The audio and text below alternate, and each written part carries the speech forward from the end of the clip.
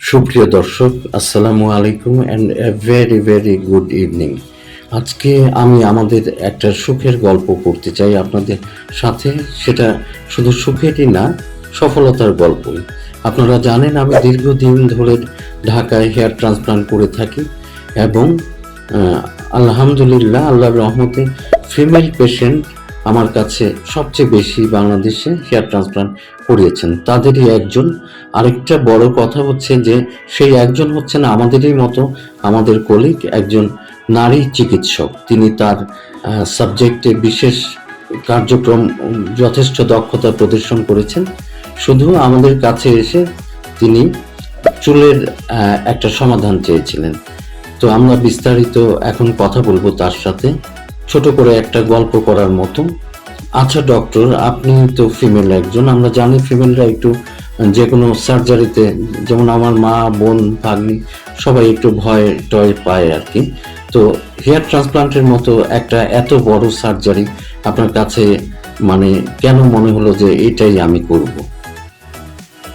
এর আগে আমার চুলের সমস্যার জন্য আমি বিভিন্ন মেডিসিন, বিভিন্ন প্রসিডিউর করি, বিভিন্ন চিকিৎসকের কাছে গিয়েছিলাম। এমনকি আমি বিভিন্ন বাইরের দেশের কনসালটেশনের সাথে আমি যোগাযোগ করি, কিন্তু আশানুরূপ কোনো ফল পাইনি। পরবর্তীতে আমি পুরোপুরি হতাশাগ্রস্ত হয়ে যাই এবং এরপরে আমি ডক্টর জাহিদ ভাইয়ের কাছে আমি এসে সমাধানের জন্য আসি। পরবর্তীতে উনি আমাকে হেয়ার ট্রান্সপ্লান্টের ব্যাপারে আশার বাণী শোনান। তো আমি এতে আশাবাদী হয়েই অনেকটা সাহস করি, এ ব্যাপারে আগ্রহী হই এবং আলহামদুলিল্লাহ আমার মনে হয় যে এই ব্যাপারে আমি যথেষ্ট পরিমাণ সফল হব। আচ্ছা ডক্টর, আজকে তো বোধহয় অপারেশনের পরে কততম দিন? আজকে অপারেশনের 10তম দিন চলে। 10তম দিন। আজকে দর্শক, আজকে আমরা ওনার ফাইনাল ওয়াশ করেছি। চুলগুলা একটু ভালোভাবে দেখা যাবে এবং ভালো আছে কিনা সেটা আমরা দেখব। Transplanted hair,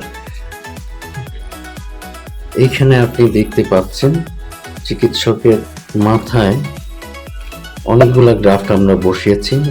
doctor Tina approximately কত গ্রাফট? 3000 গ্রাফটসের মতো। এখন মাত্র 10 দিন ওয়াশ দেওয়ার পর এই কন্ডিশন, স্ক্যাল্পে কোনো রকম অসুবিধা বা কোনো রকম সমস্যার সৃষ্টি হয়নি।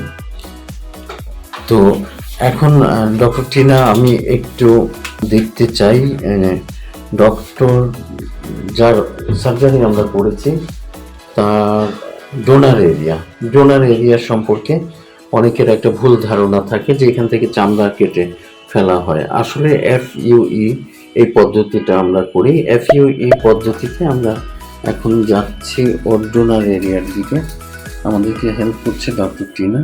দেখেন মাত্র 10 দিন হয়েছে, ডোনার এরিয়া পুরোপুরি হেলদি।